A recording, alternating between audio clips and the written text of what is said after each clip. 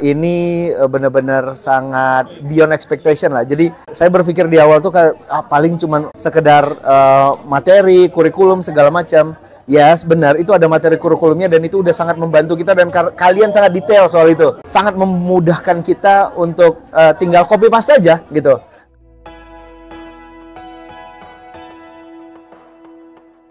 A'udzubillahiminasyaitonirrajim. Bismillahirrahmanirrahim. Assalamualaikum warahmatullahi wabarakatuh.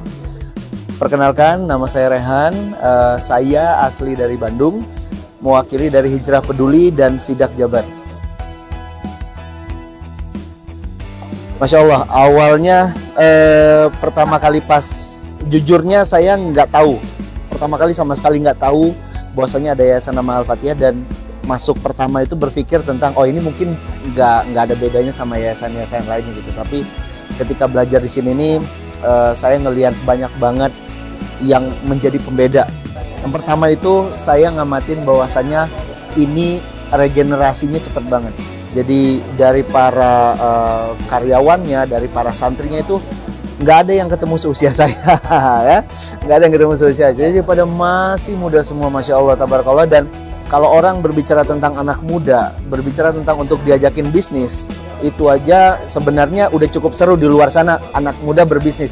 Tapi di sini anak muda diajakin dakwah plus bisnis, masya Allah, luar biasa. Jadi makanya hebat sih Yayasan Al-Fatihah untuk regenerasinya, keren banget.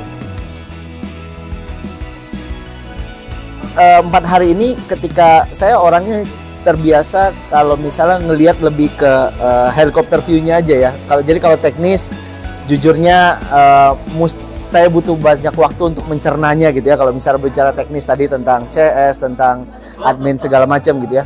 Tapi satu hal yang saya perhatiin banget, yang saya dalam banget gitu ya, tentang oh ini penting banget, yaitu ketika 2 hari terakhir sibuk berdiskusi dengan pertanyaan yang nggak ada ujungnya jawabannya gitu ya, sampai dari pihak kita gitu bertanya tentang gimana sih kok bisa cepat banget generasinya, kok bisa dalam waktu singkat tiba-tiba orang yang dipindahin ke sini terus habis itu langsung melejit, terus orang-orangnya juga kalian-kalian yang emang tidak perlu didirect sama Mas Bowo gitu ya, udah langsung kalian inisiatif untuk ambil tanggung jawab. Itu tuh mahal loh, itu tuh jarang. Bahkan saya kalau bisa dibilang saya belum pernah ketemu organisasi seperti ini gitu.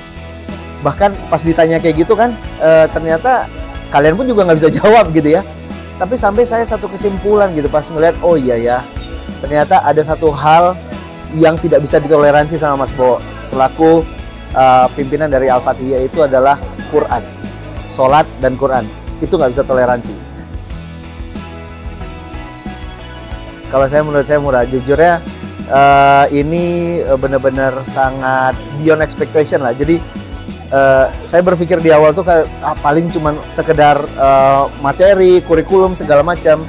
Yes, benar, itu ada materi kurikulumnya dan itu udah sangat membantu kita dan kalian sangat detail soal itu. Jadi sangat memudahkan kita untuk tinggal copy paste aja gitu. Kalian sudah sangat detail soal itu. Tapi yang sekali lagi yang saya bilang mahalnya itu adalah peristiwa-peristiwa yang terjadi, yang ternyata itu kita bisa tarik hikmahnya, kita bisa tarik keajaibannya, adalah bahwasanya udah itu yang membuat kami semakin yakin bahwasanya ketika pulang besok, mau apapun sistemnya, mau gimana pun pelaksanaan teknisnya, Quran dan sholat itu yang utama. Oh pasti, insya Allah, karena ini pun juga kita udah mulai sounding gitu, bahwasanya satu hal yang berbicara tentang Al-Quran dan sholat itu keren banget. Kita bakal cerita, ini pertama kita akan pulang, kita akan ceritain ke tim-tim kita yang kemarin nggak bisa ikut, dan itu kita bakal insya Allah kita akan sebarkan ke yang lain. Ketika saya cerita, saya ngeliatin gitu ya Mas Bowo dengan sosok begitu gabungan antara leader dan yang humble dan juga emang polos banget ya. Kalau nggak tahu bilang nggak tahu, kalau misalnya nggak ada berusaha untuk tampak sempurna di depan kita gitu, nggak ada sama sekali gitu ya. Bahkan benar-benar menceritakan dalam kebanyakan kelemahan dia, itu yang membuat connect itu kerasa gitu ya. Kami sendiri dari sisi yang baru aja gitu ya, dari yang baru datang ke sini aja itu udah ngerasa bahwasanya aduh ini hubungan udah kayak saudara ya. No wonder apalagi kalian yang udah gabung, udah yang bersama-sama setiap hari sama Mas Bowo, dan ini kan sehari-hari beliau kan. No wonder ketika kalian bakal bertumbuh tanpa didampingin sosok beliau pun juga, karena hubungannya udah erat banget.